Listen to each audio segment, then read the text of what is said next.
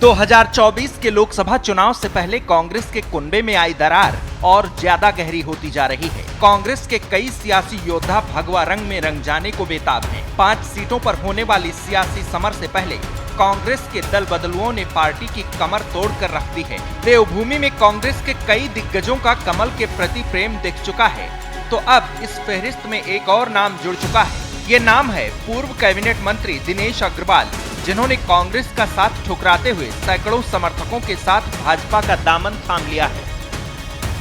लोकसभा चुनाव से पहले उत्तराखंड बीजेपी ने तीसरी बार बड़ी जीत के लिए जो सियासी तिकड़म अपनाई थी, उस मंसूबे में बीजेपी कहीं ना कहीं कामयाब होती नजर आ रही है। ऐसा इसलिए क्योंकि बीजेपी ने चुनाव से पहले ही जीत का रोड मैप तैयार करते हुए बड़े पैमाने पर सदस्यता अभियान चलाया था। इस अभियान के तहत अब कांग्रेस के कद्दावर नेता दिनेश अग्रवाल भी बीजेपी टीम का हिस्सा बन चुके हैं। दिनेश अग्रवाल को देहरादून में बीजेपी के दिग्गजों ने पार्टी की सदस्यता दिलाई। पूर्व कैबिनेट मंत्री दिनेश चंद्र अग्रवाल के साथ कई और नेताओं ने पीएम मोदी और सीएम धामी के कामकाज से प्रभावित होकर बीजेपी का चोला ओढ़ लिया। वहीं बीजेपी का दावा है कि आने वाले दिनों में कई और कांग्रेसी नेता बीजेपी में शामिल हो सकते हैं।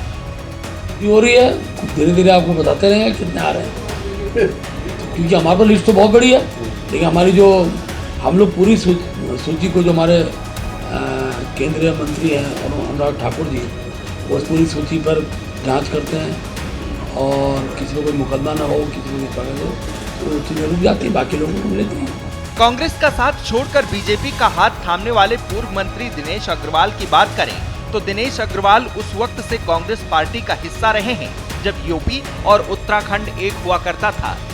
साल 1993 और 96 में दिनेश अग्रवाल देहरादून विधानसभा सीट से चुनाव लड़े थे। उस वक्त दिनेश अग्रवाल के हिस्से में हार आई थी, लेकिन राज्य बनने के बाद साल 2002 और 2007 में लगातार 2 चुनाव में उन्होंने लक्ष्मण चौक सीट पर नित्यानंद स्वामी को हराया। फिर 2012 में धर्मपुर विधानसभा सीट पर प्रकाश ध्यानी को हराकर विधायक बने।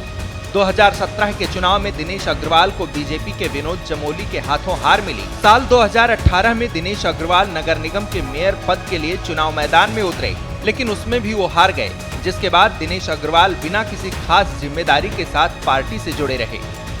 लोकसभा चुनाव से पहले ही पिछले कुछ दिनों से दिनेश अग्रवाल पार्टी से नाराज चल रहे थे। उनके बगावती सुर भी सुनाई देने लगे थे।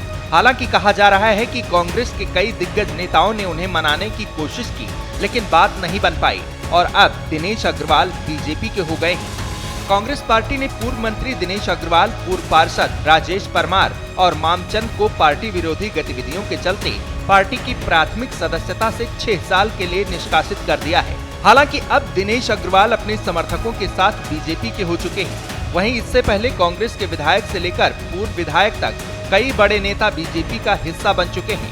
बीजेपी ने उत्तराखंड में कांग्रेस मुक्त वाली जो रेलगाड़ी दौड़ाई थी, उस पर विपक्ष के तमाम सियासतदान सवार हो चुके हैं। वहीं आने वाले दिनों में ये तादाद और बढ़ सकती है। देखना दिलचस्प रहेगा कि मतदान और परिणाम से पहले बीजेपी का ये मिशन विपक्षी दल कांग्रेस को और कितना जख्म देता है।